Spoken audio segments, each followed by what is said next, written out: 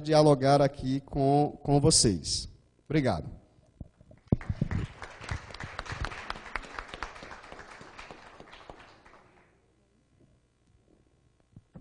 Então, a gente abre para as perguntas e devolve mais uma vez para escutarmos Norma e Douglas. Ou vocês já querem responder agora as provocações do Lindomar?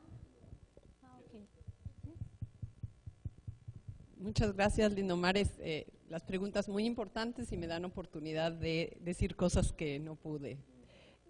Parto, desde luego, trabajamos con una palabra que parece náhuatl. Es uno de los idiomas indígenas en México, pero que es una invención que yo hice, que llamo Espatemcobel. Y Espatemcobel. Y eso quiere decir que cuando uno Espatemcobel.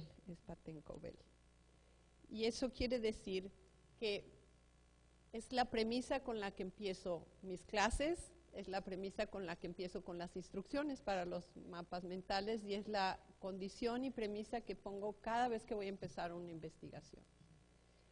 El mayor reto que hemos tenido en el desarrollo de los estudios fronterizos, por lo menos en la frontera México-Estados Unidos, es la velocidad del cambio y la fluidez. La realidad va mucho más rápida que nuestra capacidad de comprenderla y captarla.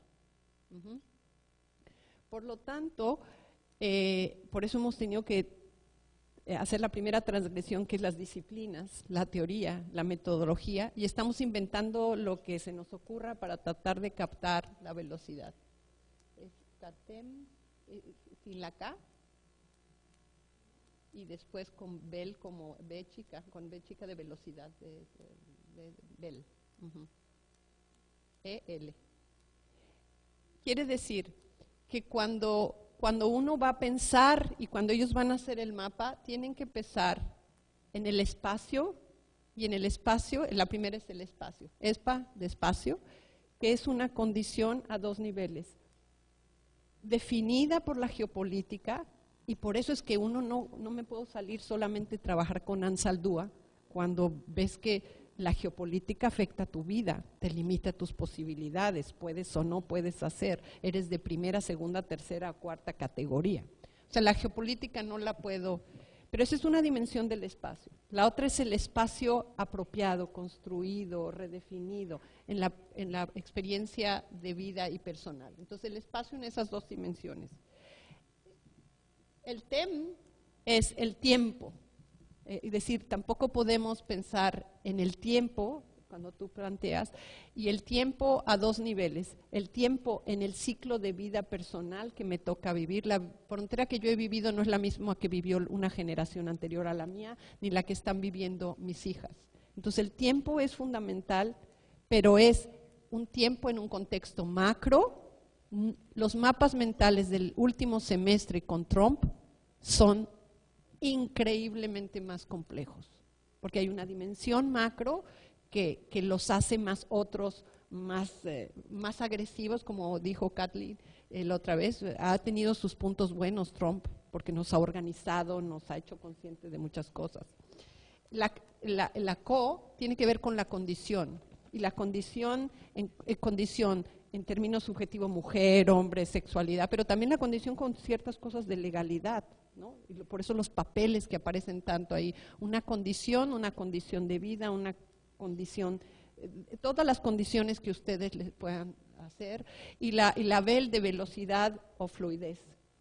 Y entonces yo dejo a la creatividad del estudiante que piense cómo puede plasmar, y yo lo tengo que resolver como académica cuando interpreto, cómo pueden plantear en su mapa todo esto, el espacio, el tiempo, la condición y la velocidad. Y hay unas cosas increíbles. Por ejemplo, uno de los mapas mentales que no pude explicar, pero si pones el de la segunda slide, es hasta arriba, los primeros. Esta persona decidió hacerle capas y tiene como 8 capas el mapa mental, como layers, como filtros. Entonces, más arriba, más todavía, más, el de la izquierda. Este mapa tiene como 7 capas, que no las puedo poner por la presentación plana del PowerPoint. Pero hay en una capa en que dijo, para mí es importante, además del tiempo, como condición el lenguaje. Y puso un filtro donde cuando lo pones en el mapa te dice, estos espacios son en inglés, estos espacios son en español y estos son espacios en Spanglish. Y puso otra capa y dice, esto pasó del 1991 al 97 y acá esto es de, y entonces pone el tiempo. Es como para hacer un software, ¿no? O sea, su idea es maravillosa porque puedes empezar a poner, o por ejemplo, espacios de tensión y de vulnerabilidad. En ese mapa mental hay espacios donde se sufre y en otros donde se controla. Hay en la circularidad, que tampoco tuve tiempo de hablar, todos los mapas mentales hablan de los flujos y el flujo le dan un valor. Por ejemplo, las rutinas y las circulaciones de trabajo son tediosas con el tráfico, pero hay otras que son emotivas, bajar a la frontera a la boda, es decir, o cruzar. Ellos tienen que ver cómo gráficamente pueden explicar todo esto, pero se empieza a sofisticar y la sofisticación tiene que ver también con la sofisticación del estudiante. Es el último ejercicio que hacemos en la clase y digamos que si yo tuviera que medir mi capacidad docente, esto me da mucho orgullo porque veo que hay una sofisticación del pensamiento cuando lo haces a partir de algo que te significa en términos de explicar pues, tus dilemas. Entonces, tengo yo mis dilemas como transfronteriza, como madre transfronteriza, como investigadora transfronteriza, como ciudadana de ambos países, pero también lo dejo en términos de que ellos muestren, porque a lo mejor hay una complejidad que yo no la veo en el Spatenkobel, y hay otra dimensión. La de la sexualidad, por ejemplo, me abre y me obliga a pensar en otras cosas, o sea, el cuerpo. Estos cuerpos como mapas de batalla me parece muy bien.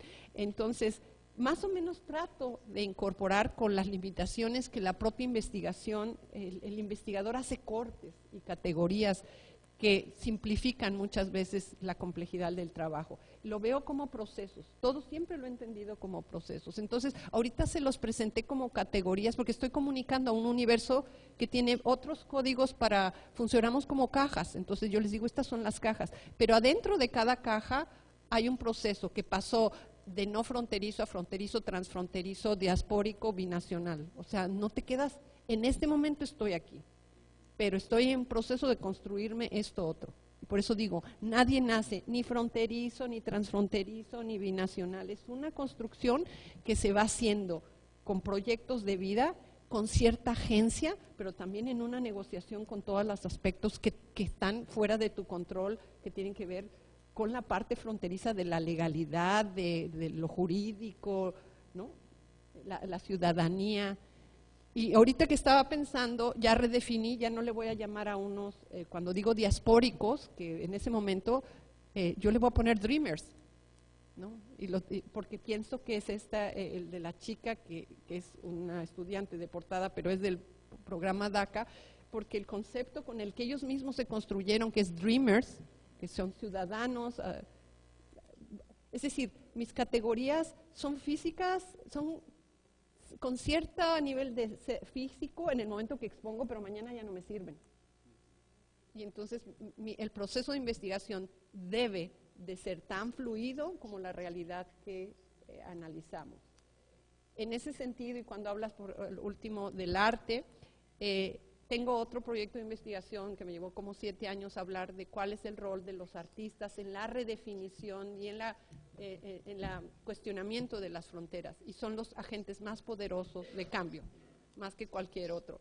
Este libro de emergencias, que se llama Emergencias justamente porque es urgencia, emergencia como de ambulancia, hay una urgencia por replantearlo, pero emergencia en español también como surgir, y son artistas, la mayoría y de los más interesantes, que son artistas orgánicos, no estudiaron para ser artistas, y hay una sola pieza con la que probablemente podríamos terminar de los cuestionamientos, que se llama Marcos Ramírez R., y él es uno de los, porque también a los artistas los pongo en categorías de ver cuál es su nivel de cuestionamiento de fronteras, dependiendo de cómo se definen a sí mismos. Y Marcos Ramírez R. es un artista transfronterizo que juega muy interesante a pedir becas como americano, como mexicano.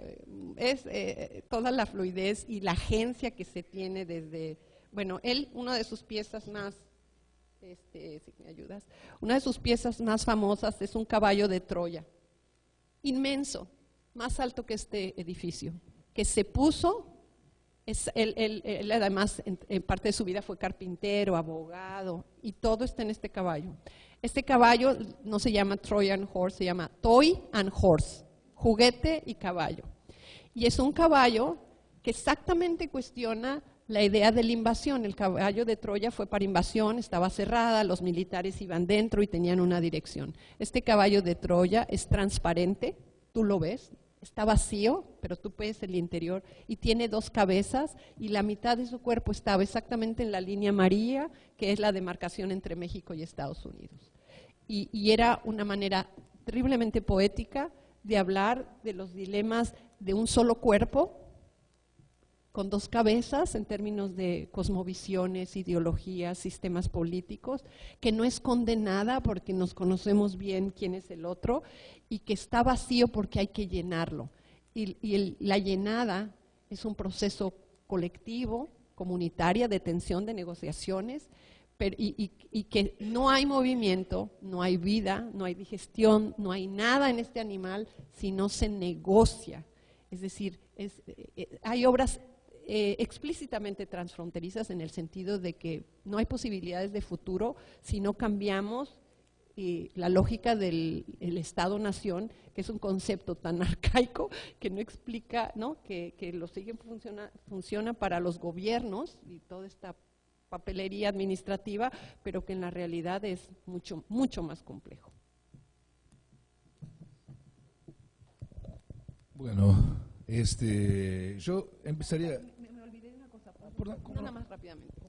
Cuando hablo de estas categorías, no fronterizo, fronterizo, transfronterizo, binacional, hablo de 3 niveles. Una práctica, o sea, yo puedo ser transfronteriza porque practico, mi vida practica la transfronteridad, como una identidad. Hay gente que con la práctica le marca de tal manera que es una... Pero también la transfronteridad o la fronteridad o la no fronteridad es un approach, es un aproximaje conceptual, teórico, práctico, administrativo. Lo que estamos promoviendo es que como perspectiva, por ejemplo, entre las escuelas que enseño, también enseño en una escuela de arquitectura. Y yo cuando desarrollan proyectos arquitectónicos les digo, bueno, ahora diseña un puente desde un approach no fronterizo. Ahora diseña el mismo puente desde un approach binacional, que es cada quien su ladito.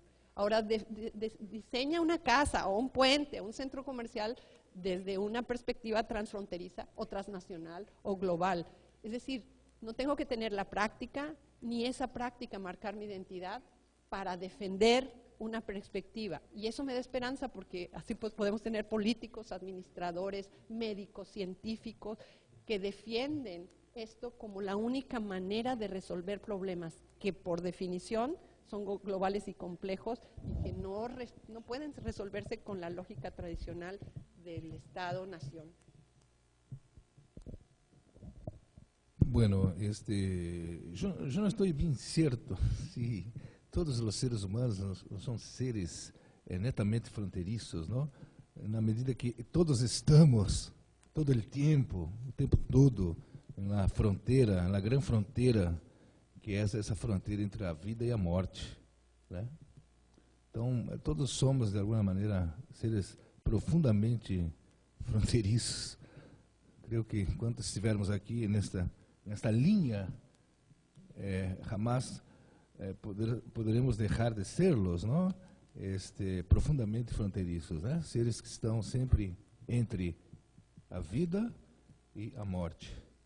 E, para mim, essa fronteira, de onde eu provengo, é um espaço de liberdade de linguagem. Como havia ressaltado, essa fronteira Brasil-Paraguai, São várias fronteiras, são 500 quilômetros de fronteira seca, ali no sul do Mato Grosso, com o Paraguai, que é, em realidade, uma região, também poderia ser chamada de ex-Paraguai, foi uma região apropriada, roubada pelo Império Luso brasileiro, que a primeira demarcação da fronteira Brasil-Paraguai surgiu após a Guerra da Tríplice Aliança. E até hoje essa fronteira não foi revisada. Tanto que grande parte dos documentos históricos que foram contrabandeados do Paraguai para o Brasil ainda estão na Biblioteca Nacional, trancados a 1000 chaves, ninguém pode ter acesso, muito menos os paraguaios. O que eles fizeram há pouco tempo foi devolver um canhão, chamado El Canhão Cristiano, que foi um canhão paraguaio, feito com o ferro de todos os sinos das igrejas paraguaias, disponíveis naquela época. Foi o que o governo brasileiro devolveu ao Paraguai, mas os arquivos continuam lá. Então essa fronteira desde a qual eu excreto o meu portunhol selvagem, é para mim também um espaço inacabado, um espaço que não se limita às definições, como disse aqui o Lindomar, é um espaço móvel, um espaço oscilante, movediço, mas que não se acaba nunca. É um espaço que deve ser inventado todos os dias, para que não morra por clichê, talvez, para que não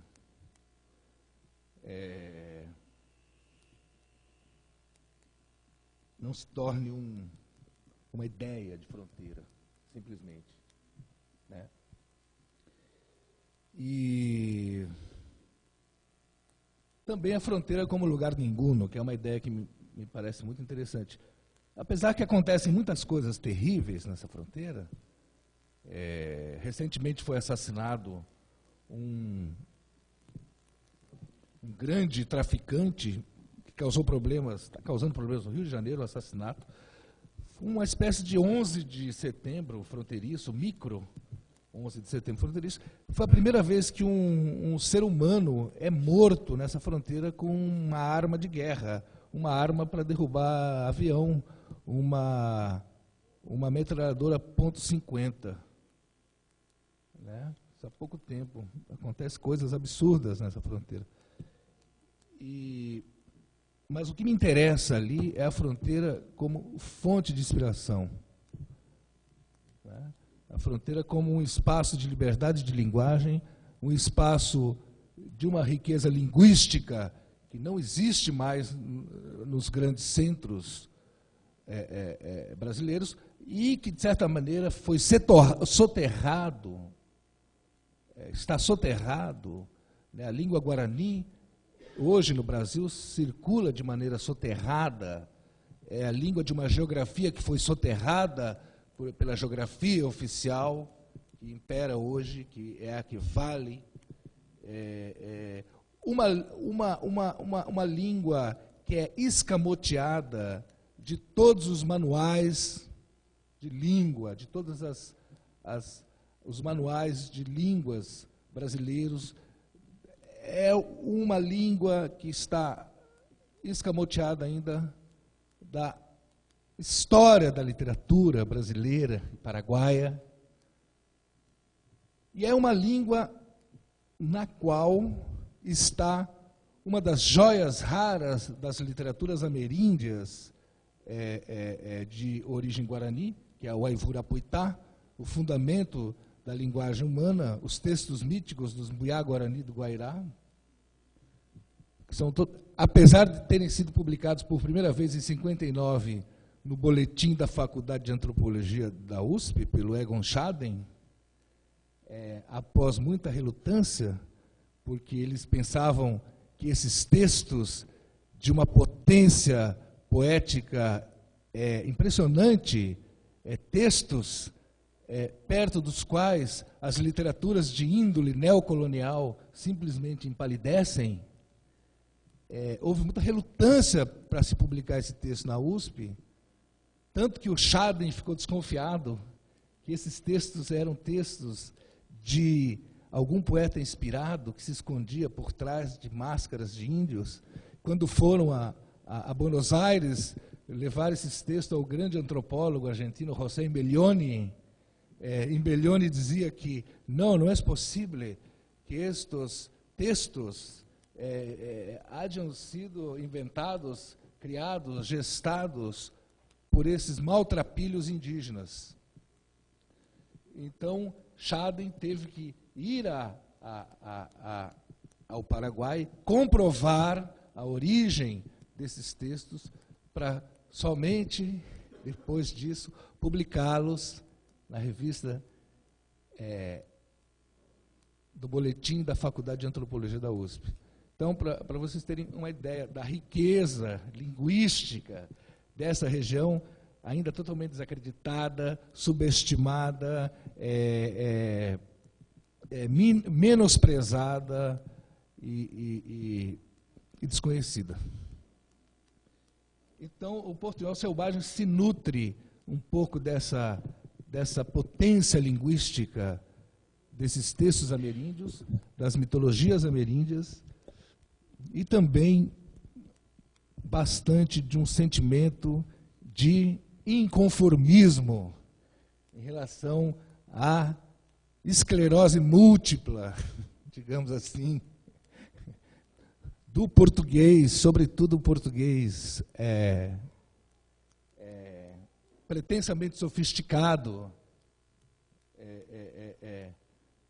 e que, de certa forma, tem muita proteção do Estado. O português que é utilizado também para colonizar as pessoas, desde o mais íntimo delas, que é a própria língua. Né? Então, o portunhol selvagem se insurge um pouco contra a língua enquanto dominação, enquanto poder institucional, enquanto poder político, a língua que a gente é obrigado a aprender desde criancinha, e que, se você escrever direitinho, você vai ganhar um prêmio, a língua tutelada pelo Estado. Né? A língua...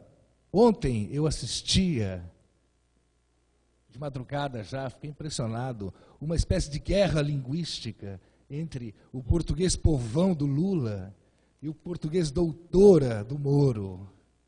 No momento em que ele pede para o Lula não tratar a magistrada de querida, mas sim de senhora procuradora ou doutora, impondo ali, descaradamente, um tratamento verbal a um cidadão. Então, eu vi ali o embate de dois portugueses, para a gente ter uma ideia que o português também não é único. E o Guimarães Rosa dizia que o português de Portugal já estava esclerosado e que o português que valia a pena era o português brasileiro, que tinha as contribuições africanas, árabes, indígenas, Guarani, Tupinambá, etc. e tal. Então, a gente viu ontem ali naquele depoimento do Lula uma pequena guerra linguística que exemplifica muito bem essa questão no âmbito da cultura nacional hoje. Um português doutor, bacharel, um português caretão, um português subserviente, e o português vital, o português livre, o português solto, o português do povo, que é a base do português do Lula. Eu me sinto traído pelo PT, me sinto traído por toda essa estrutura política, eu sempre votei neles, né? Mas eu não pude deixar de observar isso, que o que está em jogo também são uma guerra linguística. a guerra do português oficial, do português doutor, do português que cria as leis, do português bacharel, do português bom aluno até, com suas mesóclises, né, e outras figuras de prestígio dentro do âmbito da oficialidade, e o português do povo, que é o verdadeiro inventa-línguas, como dizia Mayakovsky, né? O povo é o verdadeiro inventa-línguas. Então, meu portunhol selvagem deve muito a eu também estar encostando sempre a orelha nas feiras, nos lugares públicos, e estar sempre atento à fala das pessoas. Eu escutava aqui o José Miguel, né, e eu percebo como incide o portunhol na fala dele, né? Tem palavras que ele não consegue falar em português, né, que ele só vai conseguir falar em castelhano. E essa é a condição dos bilíngues, né? A gente nunca vai conseguir falar direito a língua oficial, né, nem a língua contra-oficial. Então, eu acho que esse espaço do portunhol selvagem é o espaço de uma relação feliz com a língua. Uma relação feliz porque é uma relação livre de toda essa pressão, de todo esse peso, de toda essa necessidade desse compromisso, de dar certo, de ter que vender bem, de ter que acertar, de ter que progredir, né, de ter que fazer sentido. Então, eu acho que o portunhol selvagem nos liberta um pouco, né, e nos dá cancha, nos dá campo, né, para fazer essa merda toda na qual a gente está envolvida, dar flor. Porque essa merda toda, esse cansaço, esse esgotamento, essa falta de perspectiva, esses assassinatos de culturas indígenas na Amazônia, semana passada, estão destruindo os dicionários de mitologia. Não estão matando só índios, estão matando línguas, estão matando mitologias, estão matando técnicas de cultivo, técnicas de cura, estão matando a grande parte da riqueza vital que ainda existe no país, né? É uma pena. Então, o meu portunhol selvagem vai contra tudo isso, que tem como base essa língua oficial, que autoriza invasões na Amazônia, que autoriza a matança de índio, que não pune a matança de índio, que não se preocupa com a matança de índio. Eu venho de uma região, Mato Grosso do Sul, que hoje é o lugar no Brasil onde mais se matam índios, onde mais se mata as riquezas ancestrais do território fronteiriço, porque toda a região de onde eu venho era o território guaranítico, que está soterrado por fazendas de gado, por agricultores inconsequentes, que não têm a menor noção do que estão fazendo, estão destruindo a natureza, se recusam a aprender com os indígenas como cultivar a terra, como usar um pedaço, deixar outro, depois usar outro, e deixar que esse que foi utilizado cresça de novo, que tenha uma relação dialética e rica com a natureza. Então, hoje, os verdadeiros antropólogos são os indígenas. Hoje, quem tem tudo para ensinar para a gente são os indígenas. O antropólogo vai à selva não para descrever os indígenas. Ele vai para a selva para aprender com os indígenas. Tudo que os antropólogos têm a aprender hoje provém dos indígenas. Sem essa fonte de inspiração indígena, não teríamos hoje a teoria do perspectivismo ameríndio. Sem essas bases da mitologia indígena, não teríamos hoje uma teoria que foi até elogiada pelo Lévi-Strauss, né, como uma volta de tuerca no campo da antropologia.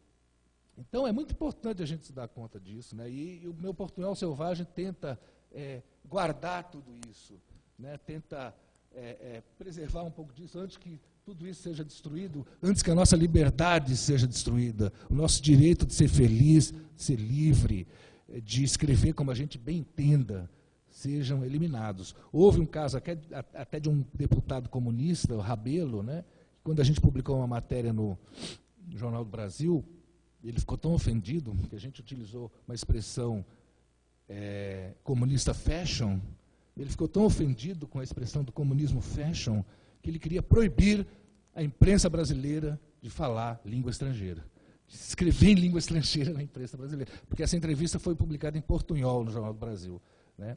Então, eu acho que o mais importante hoje é preservar a nossa liberdade, é lutar com armas e tudo que a gente puder para preservar essa liberdade, para não deixar que nos roubem esse último tesouro, que é a liberdade humana. Então, muito obrigado. É isso aí. Queria falar mais, mas estamos dizendo aqui que o tempo não permite. Estão todos com fome também, né? E, enfim, deve ser fácil, né? Passar uma manhã escutando, né? Perguntas agora. Pois não, desculpa. Bem, a gente tem 10 minutos, então a gente pode abrir para uma ou duas perguntas muito breves, para não cercear de toda essa oportunidade. Alguma pergunta?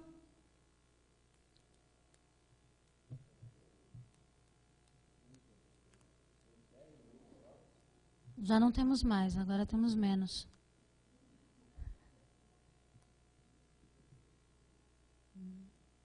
Nenhuma pergunta?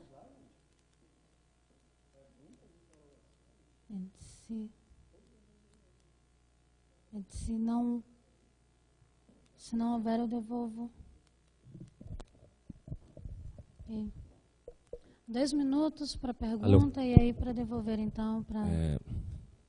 Boa tarde, bom dia, sou o Fábio. Para a Norma, assim, muito rico o que você está fazendo e dá vontade de olhar esses mapas com calma. Fiquei até pensando, Zé, que valeria a pena ter feito uma exposição aqui no saguão desses mapas para a gente olhar com calma. Mas, enfim, o nosso método, geralmente, pelo menos desse grupo que a gente tem aqui, essa rede, é um método muito voltado para etnografias, ou seja, observação de discursos ordinários ou ordinários no jornal que produzem espetáculos e tal. Como é que é o processo como é que você constrói a relação com os teus interlocutores? Como é que você indaga eles, como é que você estimula eles a produzirem os mapas? Você faz uma reunião com muitas pessoas, você conversa um a um. Qual é o método para produzir isso e estimular? Porque é uma produção reflexiva, não é uma produção ordinária. As pessoas estão parando para pensar sobre isso. É mais ou menos isso. E pro Douglas, eu não sei, vou inverter um pouco. Assim, para a gente é muito rico, a poesia, a literatura, como fonte de inspiração para pensar antropologia, sociologia. E o inverso, ou seja, até que ponto esses trabalhos, você encontra nos nossos trabalhos alguma fonte de inspiração, talvez na história, sim, mas a antropologia, você acabou de falar do trabalho do Eduardo Vieira de Castro, ou seja, mas qual é essa relação invertida? Obrigado. Vou devolver a Norma e ao Douglas para responder as perguntas. Ao mesmo tempo, agradecer a vocês mais uma vez pela oportunidade e pedir-lhes que, ao responder, então, já façam as suas considerações finais. 5 minutos para cada um, ok? Obrigada. Norma, Douglas, quem prefere? Pode seguir a mesma ordem? Ok, Norma e Douglas, então. Muito obrigada. Obrigada também, Lindomar. Como dije al principio de la presentación, empezó más como una metodología de enseñanza que de investigación. Entonces, es un assignment, es algo que tienen que hacer para el curso, o los diferentes cursos con los que trabajo. Pero es el último trabajo que tienen que hacer porque necesitan 2 cosas para poder producir, porque se están desnudando. Los estudiantes se desnudan con esto, hablan de cosas que duelen, que no dejan nada, o sea, dicen en un ambiente que además es tenso. Entonces, es el último trabajo que tienen que hacer para tener los códigos conceptuales y metodológicos para poderlo hacer, pero también para haber ganado la confianza en el salón de clase y para que ellos me digan si lo quieren exponer en público, porque ya saben quién es quién en el salón de clase, o si lo quieren hacer privado conmigo. No se obliga a que lo presenten, hay una obligación como la clase de entregarlo como un ejercicio intelectual y personal para aplicar las categorías analíticas. Pero es muy interesante la presentación, porque es de las más ricas. El mapa en sí mismo no te dice mucho, pero la presentación es poderosísima. Es como una confesión donde lloramos y se genera una empatía que gracias a los mapas mentales hemos derrumbado muchos odios. Es una herramienta para humanizar al que cuando entras a la clase piensas que no. Quiero decirles que en mis clases, además de tener estudiantes indocumentados, tengo policías, border patrols, gente de criminal justice, que van a ser...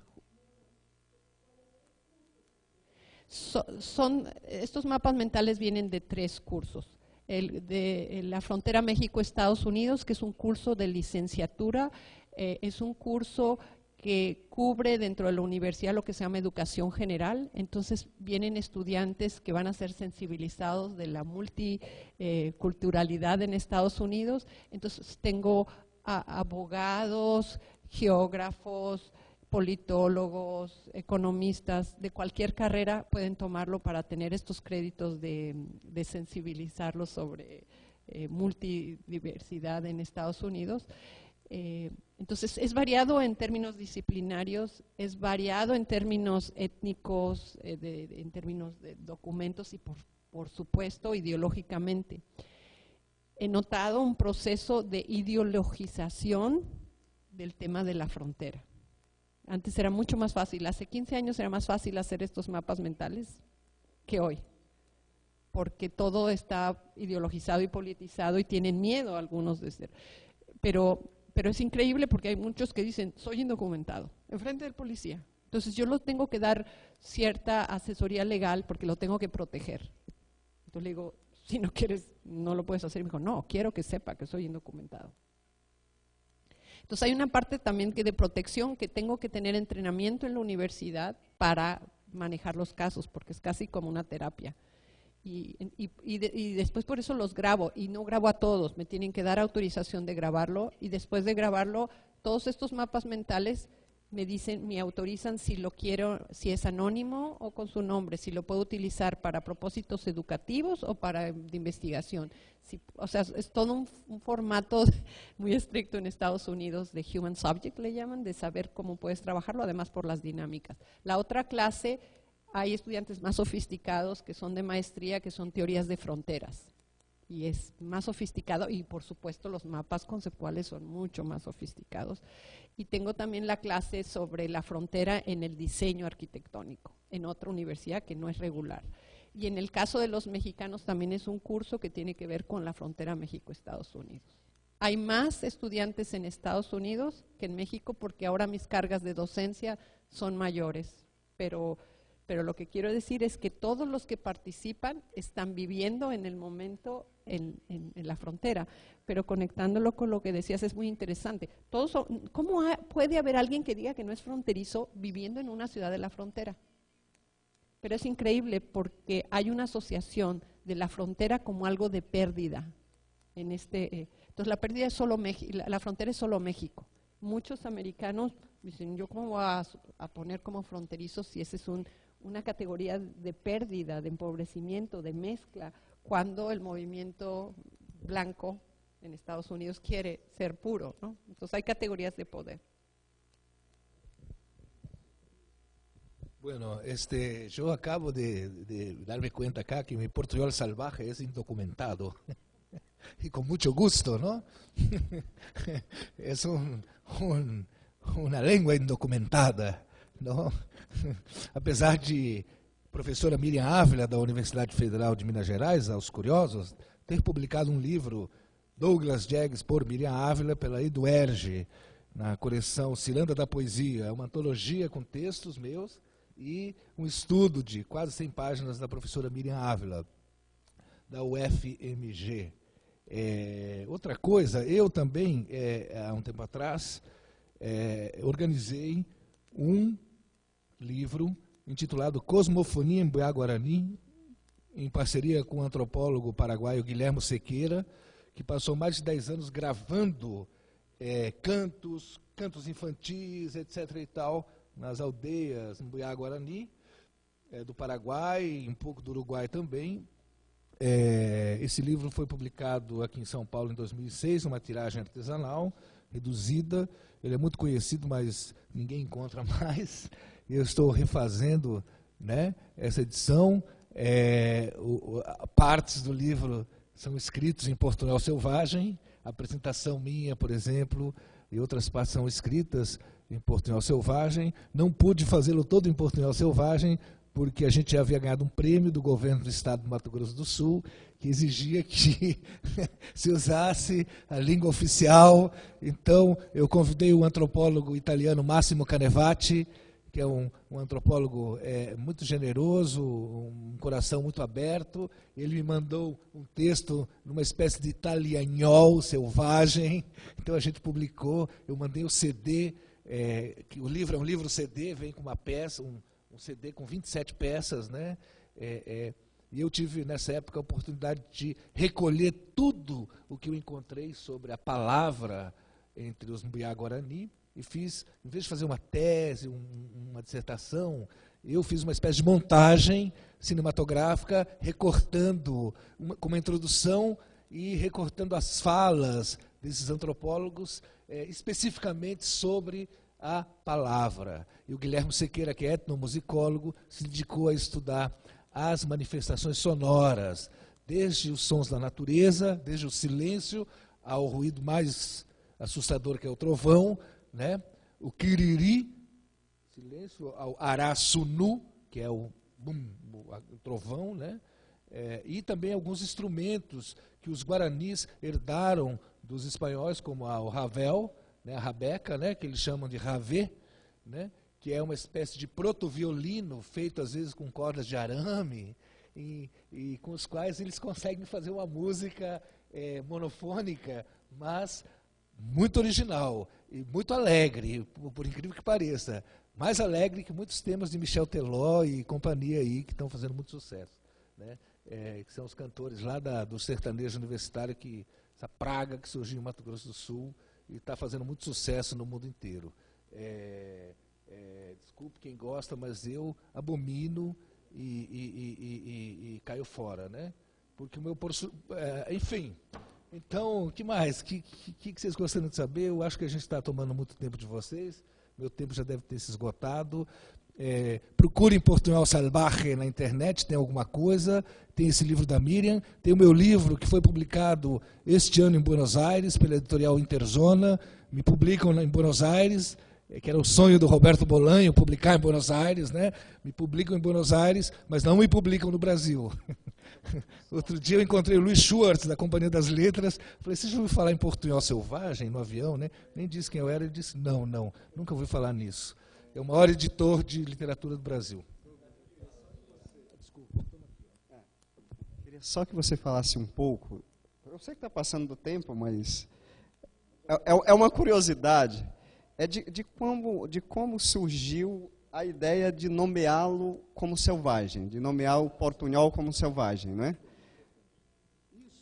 Isso surge de uma inspiração do Claude Lévi-Strauss. Agora, respondendo de novo a tua pergunta, os antropólogos sempre foram também uma fonte de inspiração muito rica para mim, né? Esse conceito de selvagem eu roubo, né, me aproprio, utilizo do Claude Lévi-Strauss, que entende o pensamento selvagem como um pensamento que ainda não foi domesticado. Por isso que eu digo que a gramatificação do portunhol é matá-lo, normatizá-lo, criar regras, é limitá-lo. E ele não tem limites, né? Ele é livre, né? Ele não pode ser limitado. Qualquer tentativa de limitá-lo é uma tentativa terrorista contra o portunhol selvagem, terrorismo estatal, por supuesto, né? De eliminar o portunhol selvagem do mapa. né? Mas eles não vão conseguir tão fácil, porque no Paraguai, por exemplo, a língua do colonizador até hoje não conseguiu superar a língua nativa, né? A maioria dos paraguaios falam guarani, não falam espanhol. E a maioria dos paraguaios urbanos falam Jopará, que é uma mescla bizarra, aberrante de guarani e castelhano urbano, né? Sapato é sapatu, vaca é vacá, né? Esses termos da cultura são guaranizados, porque o Guarani tem isso que está um pouco no meu portunhol selvagem. O Guarani, ele se apropria das coisas para guaranizá-las. Ele joga futebol, mas à maneira Guarani. Ele toca o proto-violino, mas à maneira Guarani. Ele escreve em portunhol selvagem, mas à maneira Guarani rebelde. Por isso que nenhum fazendeiro quer contratar os índios Guarani. Eles mandam os índios Guarani fazer cerca, e eles vão tomar banho de rio. Então, não são confiáveis. Muito obrigado.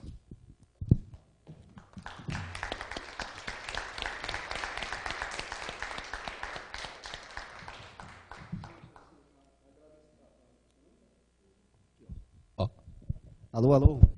Bom, agradecer muitíssimo aqui ter debatido esses dois belos trabalhos, né, com inserções diferentes, mas tão brilhantes em sua criatividade. E, assim, pedir ao mesmo tempo desculpa por vocês, ou seja, por não estar presente na sessão da tarde, que o trabalho me chama, e a dura realidade do trabalho, e tenho que me deslocar para São Paulo para dar aula ainda hoje à tarde e à noite.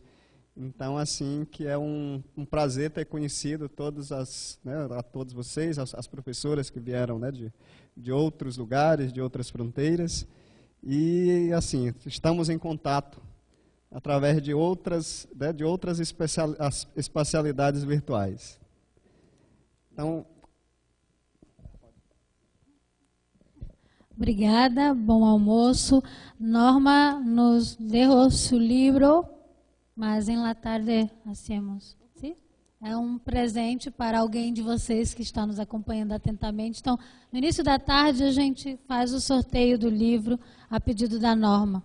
A gente se encontra, então, aqui às 14 horas para as conferências de Margarita Chaves, Caitlin Studd e Kamala Campadu. Muito obrigada.